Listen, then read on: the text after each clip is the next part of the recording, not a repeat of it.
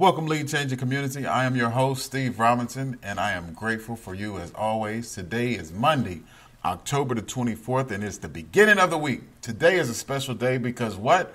We have our first guest. That's right. Lead Change Empowerment will bring in the first guest today that I'll be interviewing.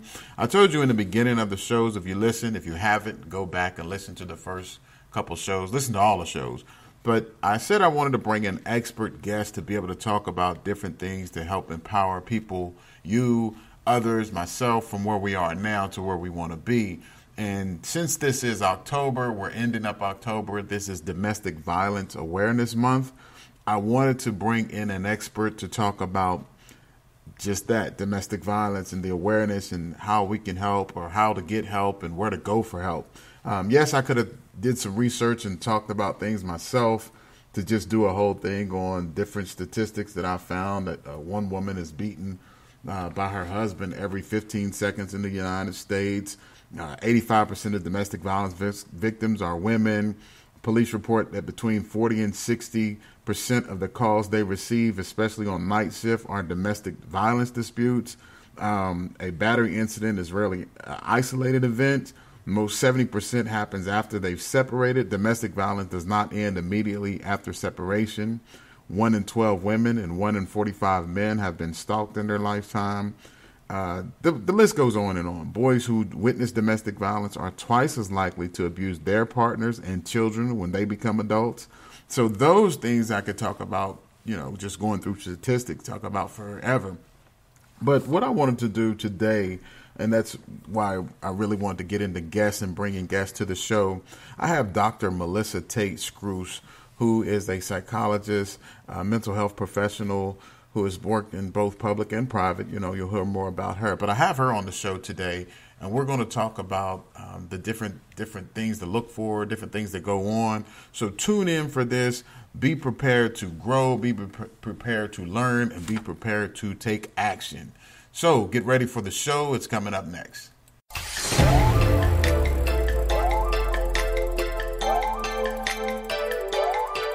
Ladies and gentlemen, welcome to the Lead Change Empowerment Podcast, where we empower you in your now and lead the change you want to see in yourself and others.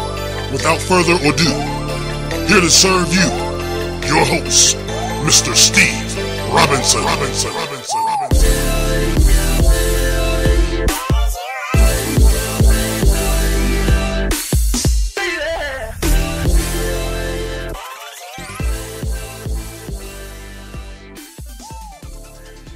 Welcome to the Lead Change Empowerment Podcast. I am your host, Steve Robinson. And as always, I'm grateful for you. I'm grateful for all of the listeners. And today is a special day for a number of reasons.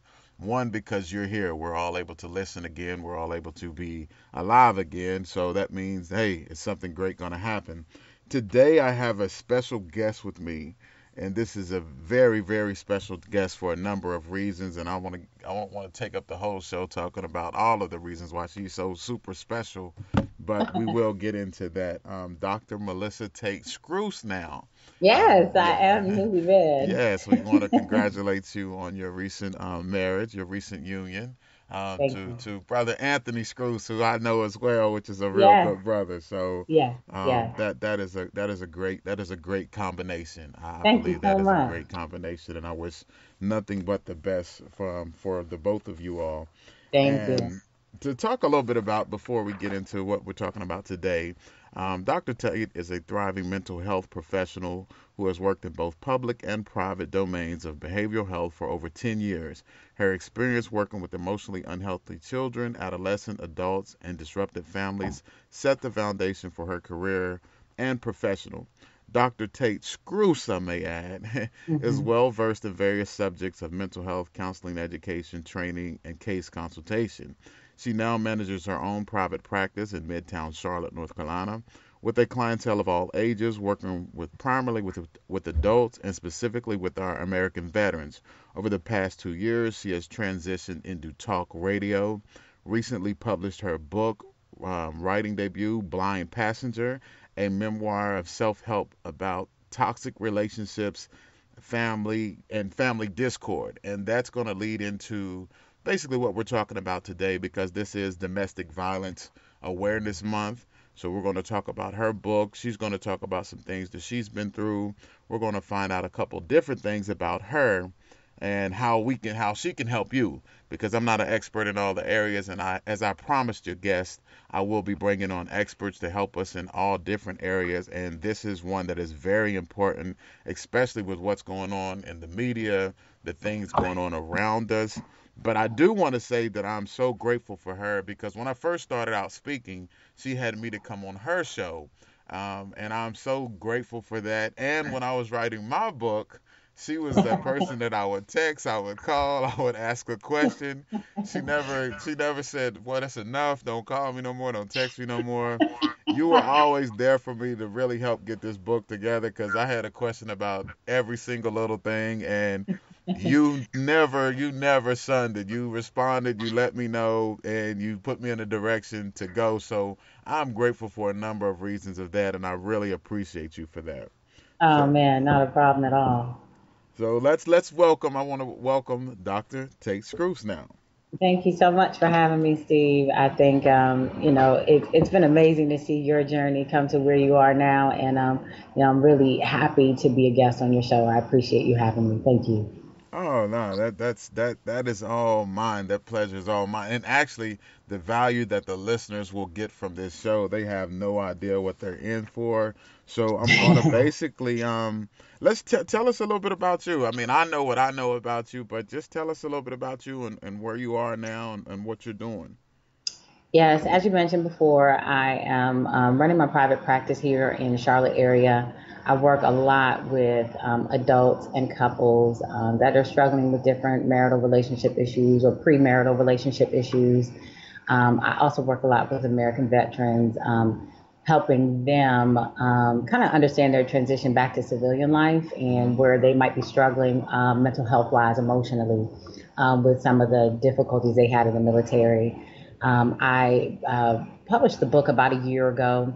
The book is called Blind Passenger, and it really was it's as much as a personal journey as it is a professional one.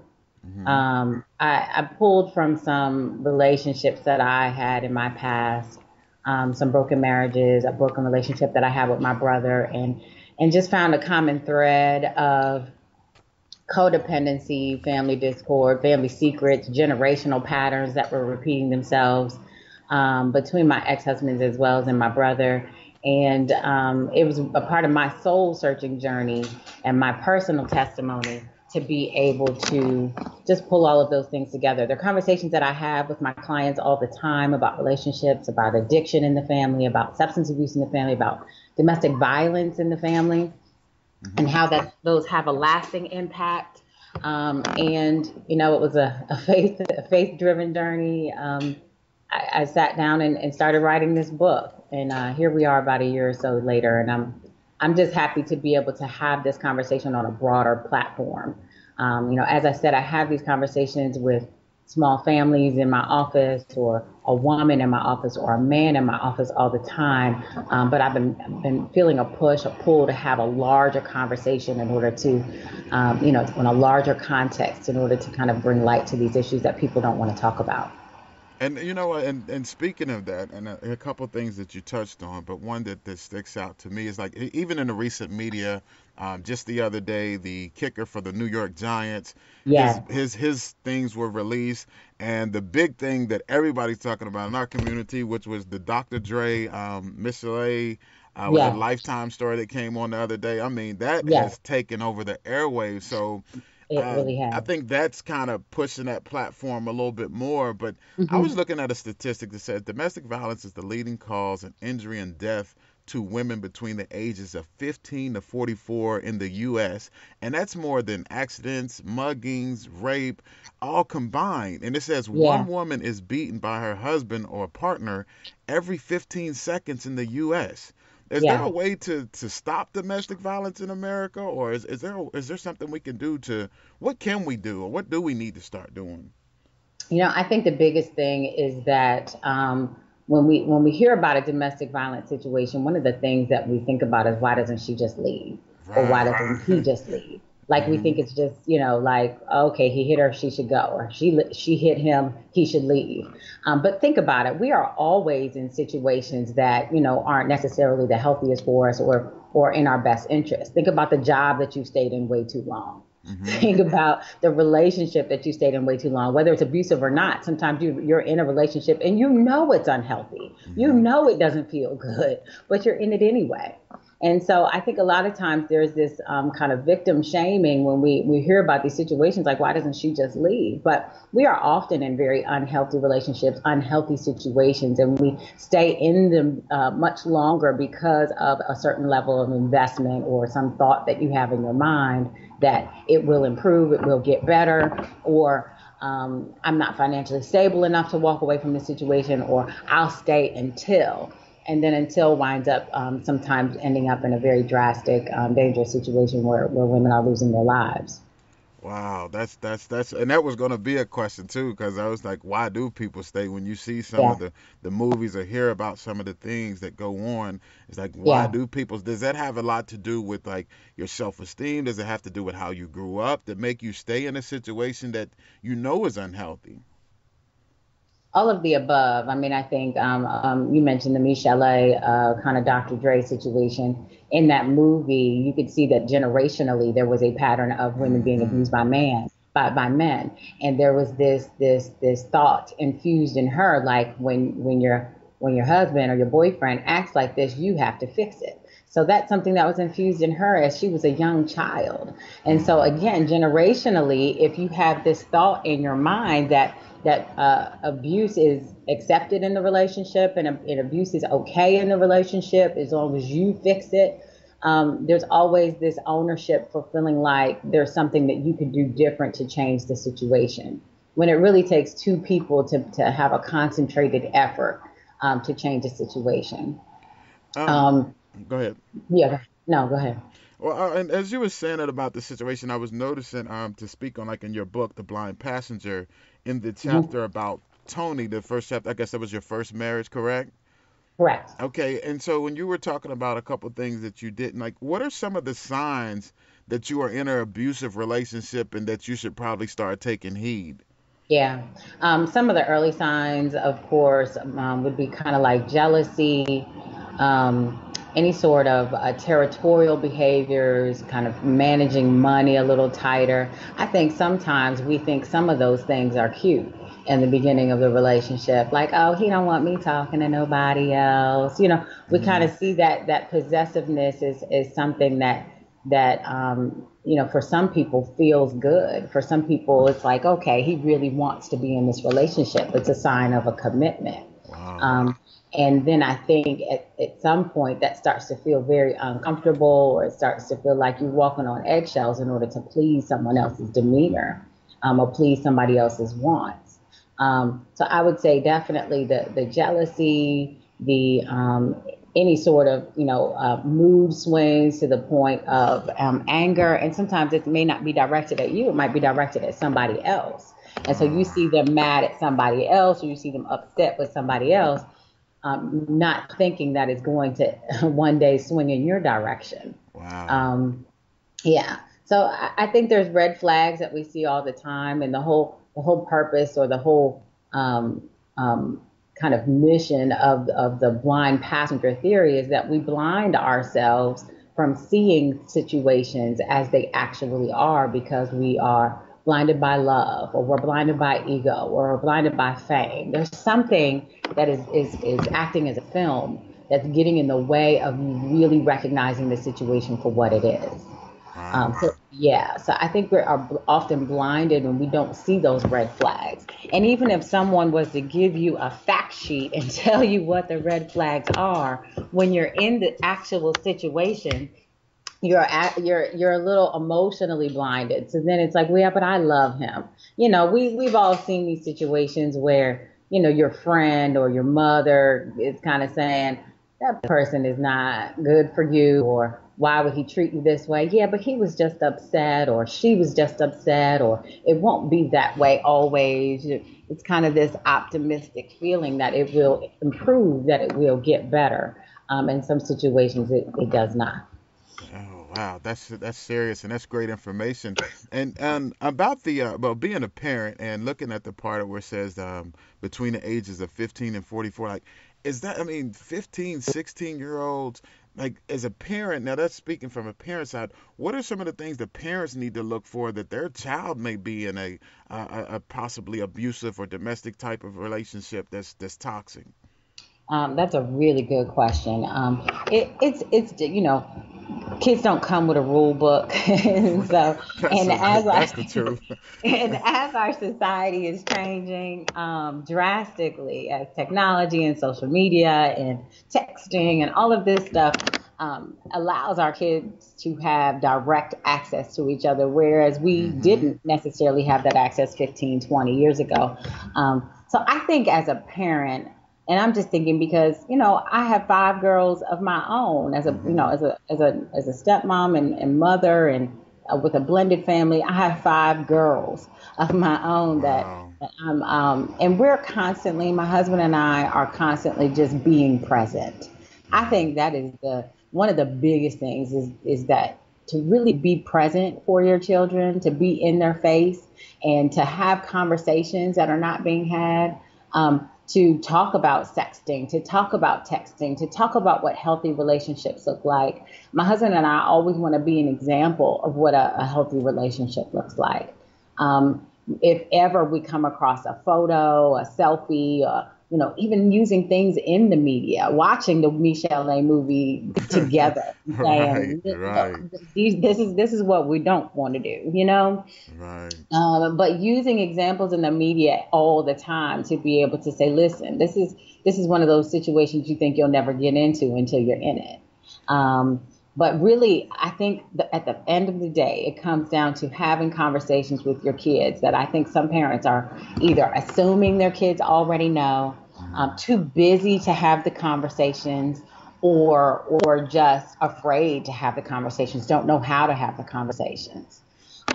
And I think a part of my job as a counselor, when these families are coming in, is my job has been the facilitator, to be able to facilitate the conversations and guide the conversations that are not being had at home. That's I think that's the that is very important. What you said is just those conversations that don't want to be as I call them the uncomfortable conversations. Yeah. You have to be able to speak those and talk about those.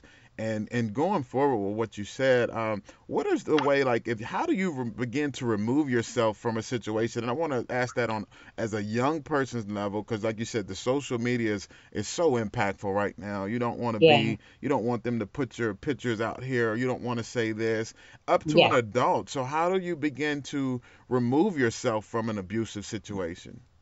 It really is a multi-layered issue, because it's one thing to remove yourself physically, to kind of remove yourself from a relationship and say we're breaking up and we're never talking. But again, that social media access and that technology access is difficult. So phone calls and text messages and every sort of social media outlet, Instagram and Snapchats and all of that stuff. I've really seen people kind of really have to disconnect altogether, disconnect from Facebook, disconnect from social medias, possibly block numbers, change numbers.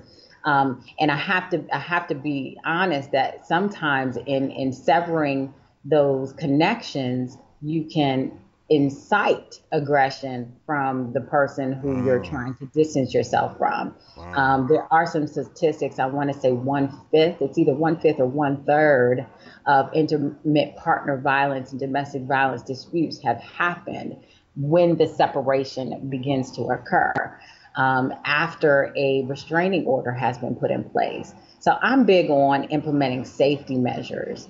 Sometimes you might have to physically distance yourself. As you can see, in my book, in my situation, I physically removed myself from the situation, and at that time was living in Atlanta and relocated myself back to Maryland. And I Okay. think that was really a saving grace for me. And everyone doesn't have that luxury, to call a family member or a friend. But I always challenge people: when was the last time you were happy in your life? When was the last time you were with a friend or a family member that you really felt had your best interest, that's the person that you call. Okay. Because sometimes when we're in an abusive relationship, or we're in a relationship that other people are frowning upon, that's exactly what we do, is we distance ourselves from the people that are really trying to encourage you, because we don't want to hear that when you're kind of in a quandary, you're stuck in a situation where you're trying to choose between your friend or family and this boyfriend or husband, and you're kind of stuck in a situation of shame and confusion, embarrassment. And so you wind up distancing yourself from the people that truly love you and truly have your best interest in mind, because you're trying to figure out where your loyalty is when it comes to this relationship. And sometimes we really have to, kind of swallow our pride and be in a vulnerable place and really accept what's happening and call the people that has said, I'm not sure that relationship is the best for you. That's the person you're going to call, because that's where you might have a safe place to go to. Okay, yeah, that's very important. Those were key nuggets right there Yeah. for our listeners to be able to pick up on that. And I was looking at something that said boys who witness domestic violence are 2 times as likely to abuse their partners and children when they become adults. So this Yeah, domestic, it moves over into the children. I mean, it's moving throughout the house, and it's absolutely. like, wow. So boys who witness it are 2 times more likely to become those type of partners. And so that is Absolutely. something that I guess being a father, being in my child's life, and being for those who's not, who don't have, that come from the single parent homes, who may not have the father in the home, or don't know what that looks like. What is Yeah. something that they can do? Where is there people to reach out to? Is there programs to reach out to where you still? I know you said basically call someone that you feel safe, but if you Hmm. don't feel safe, because I know I used to work with a lot of homeless children and I work with a lot of Yeah. foster, but when you don't feel safe, what is some of the things? Is it like if someone wanted to reach out to you now, how would they be able to get in contact with you?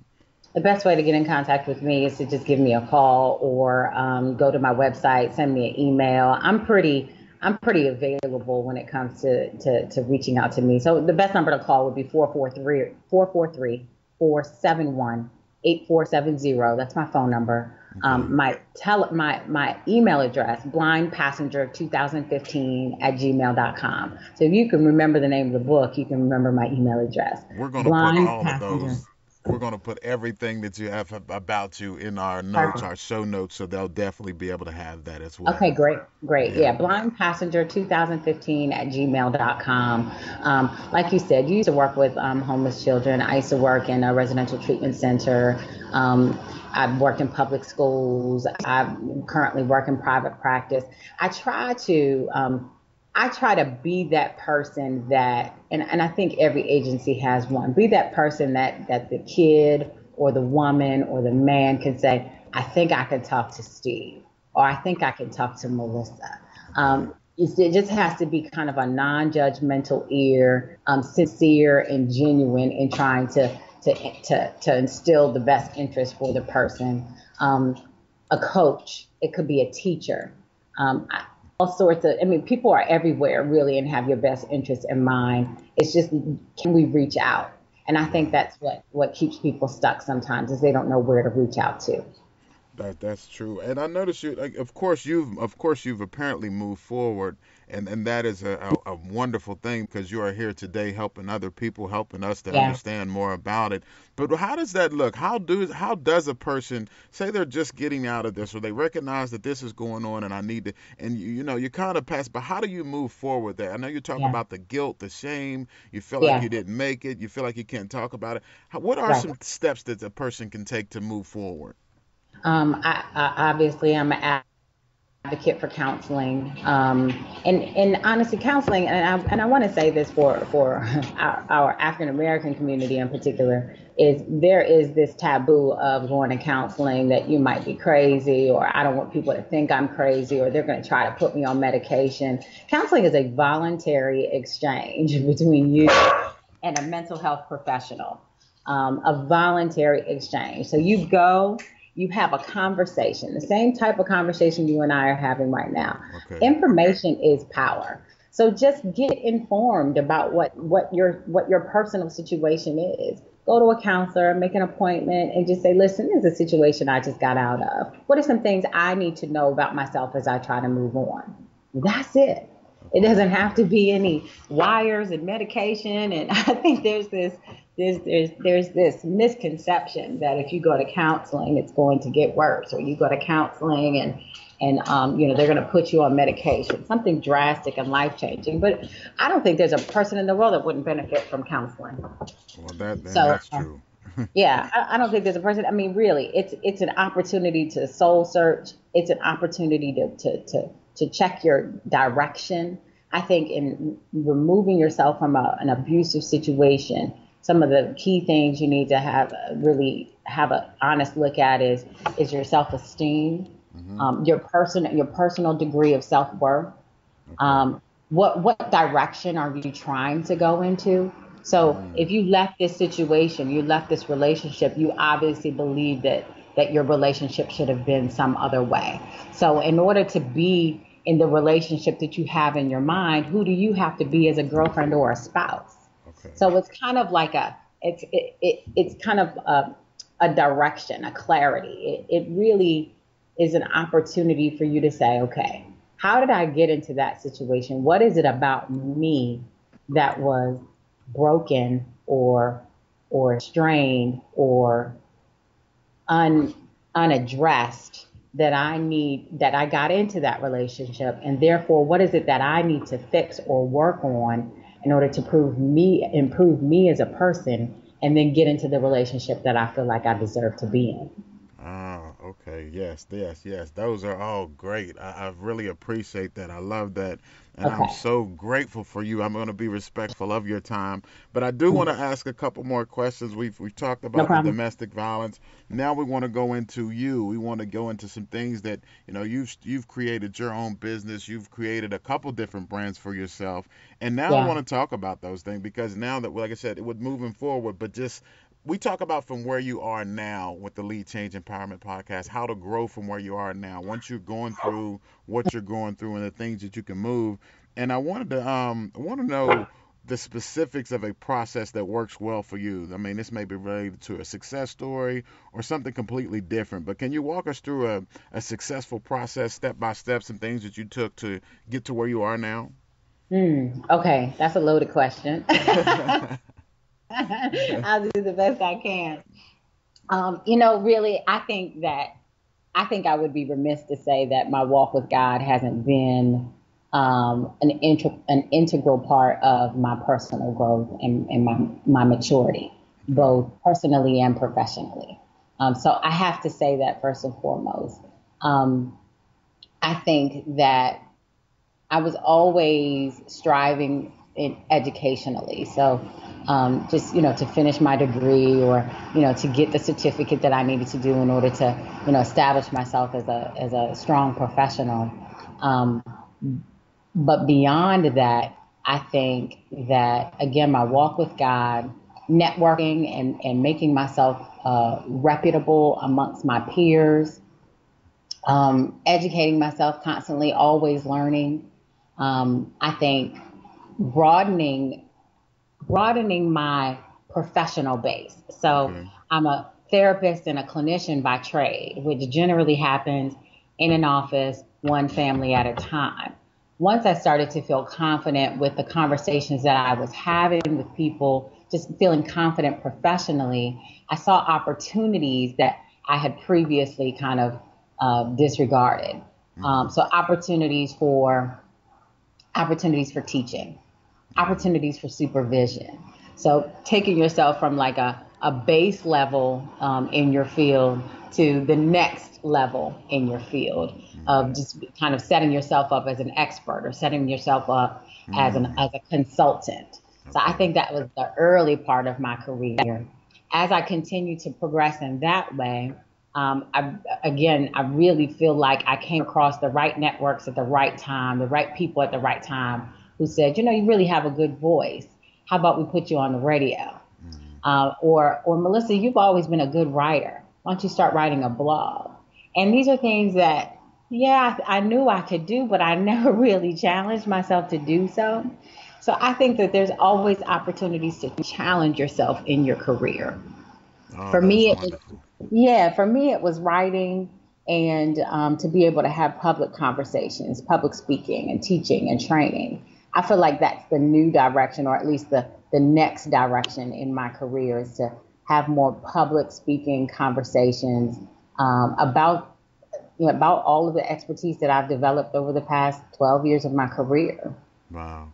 That's it. And I commend you for that because, like I said, everyone had told me about speaking, I should be speaking, but you said, hey, come on my show, let's do this. I mean, so Yeah. yeah, I could say that about you, that you move. You don't, a lot of times we get so caught up into, when are we going to start or waiting for the perfect moment. Yeah. I liked it because it wasn't like you gave a option. You was like, hey, I got the show, you gonna come on and do it. And it was like, I spoke to us like, yeah, so it was too late. There was no turning back. So I appreciate that part. And I wanted to Yeah. ask you, would it be anything, would you do anything different now from where you are? Would you change anything from what you've done to this point? Oh, that's a good question. I don't think I've ever been asked that before. I don't think so. I Okay. don't think that I think that I did everything in a linear fashion. Mm, I think I got to the point I am in my career because I had all my ducks in a row moving forward. Um, I think I did everything in a linear fashion, and that doesn't mean that I was perfect. Don't get no, me no, it doesn't have wrong. to be. It doesn't have to be. It doesn't mean that I was perfect, but again, I really believe that my personal development, my personal maturity, my walk with God, my spirituality, my religion, my as that began to develop, it just brought everything full circle for me to have just greater clarity in the decisions that I make professionally. All right, great. Now, a couple more questions and I'm going to let you go. I want to ask you this. What is one piece of advice you would give to an aspiring, someone that wants to go into writing, someone who wants to go into blogging, that has something inside them they want to do, but they don't know what to do. So what's one piece of advice you would give someone that's trying to be an aspiring, say, whether it be writer, speaker, blogger, Yeah. whatever? What is something you'd say to them? I would say just start writing. Okay. That's one Just of the start things. doing it. Just start writing. I started out with just very simple topics. A Mm, friend of mine, he encouraged me. Saeed Bryant. I'll never forget. He's a friend of mine from college.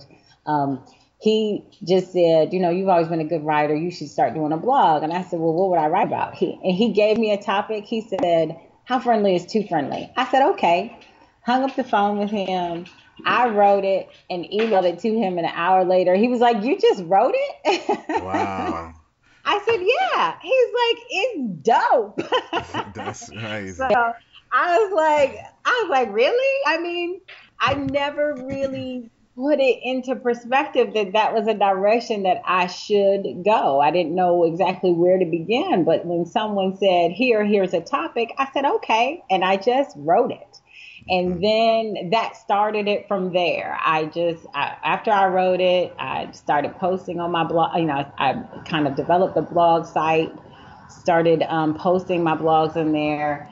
And I did that for about a year before I felt convicted to write a larger story about, off of the platform of my personal story. And then I really started diving into that. So it starts with something as simple as a thought that's on your mind, a conversation you had with some friends at a party, or someone you had at work, or something you feel like you can talk about, until you're blue in the face.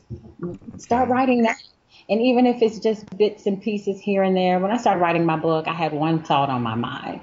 And once I put that one thought on paper and I went back and developed that thought, well, not on paper, because, these days we're all typing. But once I put that one thought down, that thought developed into many other thoughts. Then I was thinking about another connection of my personal story, and then that developed from there into two stories. And then I said, well, how am I going to do this third story? And a personal situation came up, and it inspired me to write that third story. And before you knew it, I had a book in my hands. Wow. And so that's why I said, just start. Everything starts from a seed. We grow Okay. from a seed. You There it once you is. plant that seed and you sow it and you water it, then you get your tree, or then you get your garden. But everything starts from a seed. So wherever your seed is, start with that. Start. That was it. You Yep. heard that. Start. She said, just Just start. start. That's how Hmm. we do it. And like I said, two more questions. We'll wrap this up. But I want to know, what are you working on now, and how can I be of service to you? What are you doing now, and I would like to be able to serve you in a fashion. What can I do to help you? Whatever you're working on, let me know. Wow, thank you so much. I right now what I'm working on is I have other book ideas in my head, and so I am starting with my little seeds of Okay. these ideas and just typing. Some of my ideas are kind of a spin-off of the blind passenger thing, and some of them are completely separate altogether.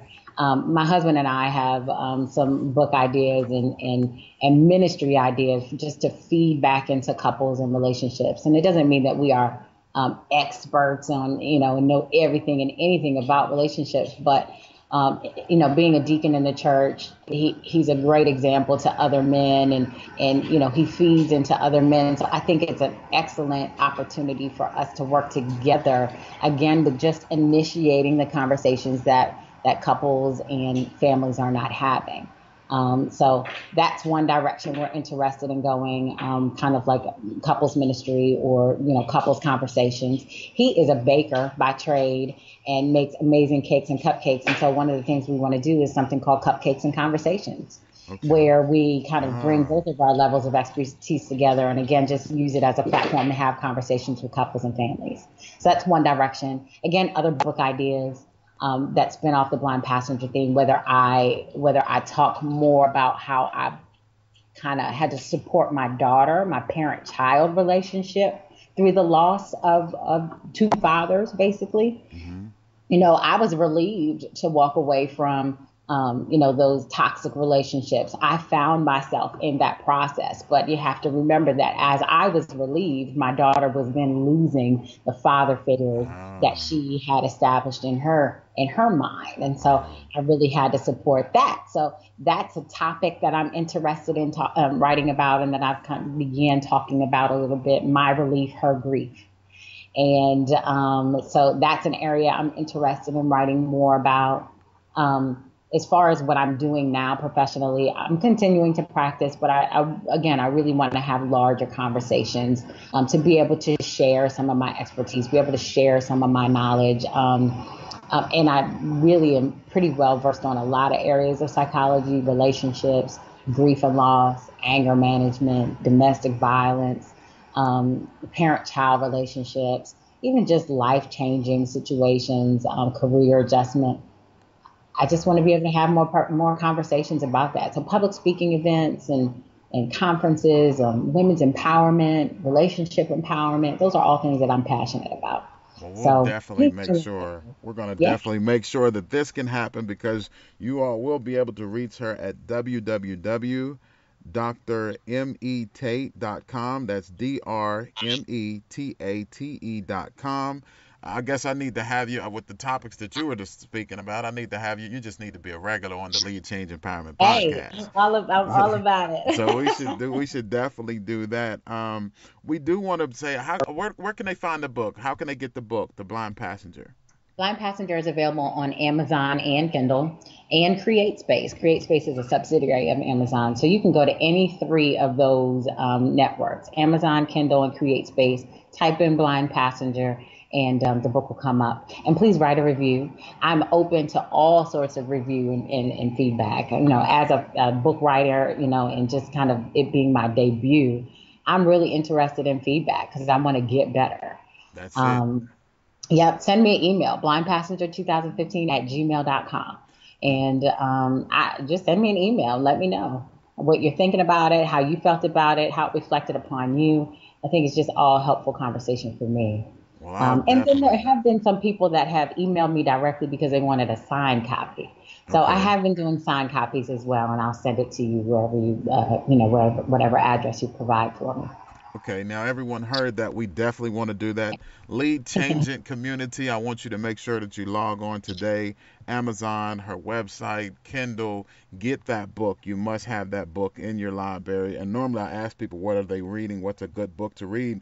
But this Mm. is great. This is a great book for everyone to start with or to add to your collection. I definitely did with mine. So I am Thank you. very excited about it. I look forward to continuing to promote things that you are doing or to have you as a guest. And this is the last question. This is and I call it our lead changing community. And it's spelled lead changes with CH agents because we're agents that leading change is how I come up Yeah. with it. So this is Okay. my last question for you. How would you like your legacy to continue to lead change? Ooh. How would I like my legacy to continue to lead change? That's a powerful Yeah, question. you're the first person to get it. Also anyone that listen to my Amen. any upcoming guest, there's a tidbit for you to already load that and have it ready because I'm gonna ask every one of Yes. my guests, how would you like your legacy to continue to lead change? I would like my legacy to be an ambassador for having the necessary conversations that are not being had. Mm, So I would like, if nothing else, what people take away from me and take away from my work is that you can have these conversations and you can improve your family situation, you can improve your relationship, you can improve who you are as a person, and therefore break generational patterns that continue to plague our families. wow, So if I could leave any legacy, it's that let's just go ahead and talk about it and let's get better as a community, as a family, as a generation. Let's get better. that's powerful. That's very Mm. powerful, and that means a lot. And I thank you again. I want to thank you for your time, Dr. Melissa Tate-Scruse. I really appreciate you. I love having you. That you came on the show. Thank you for all that you've done for me. I really appreciate you, and I hold you to a high regard because of that. Like I said, like people just don't know when I was starting that. I could ask you or text you, and it was like a quick response or telling me. So those things went a long way for me, whether I said it or not. It went a long way for me, and I'm very grateful for you for that. And we are grateful for you being our first guest, our first official guest Yes, on the I'm Lead honored. Change Empowerment Podcast. We look to get thousands and thousands and thousands of people that we can empower and impact throughout the world. And again, thank you for your time. I appreciate you, and we're getting ready to sign. Is there anything else you want to say to our guests, or do you want to leave before we go? No, I'm just excited to see you bring this to fruition, and I'm honored to be your first guest, and look forward to being a guest again whenever you'll have me. Thank you so much. And that is again, this is Steve Robinson, the host of the Lead Change Empowerment Podcast, and I will leave you as I do every show: prayer, patience, progress in that order. Thank you all for listening. Please like, please share, please leave a review, whether it be iTunes, Spreaker, SoundCloud, YouTube. We're there. We're on our iHeartRadio as well. Check us out. You all have a super day.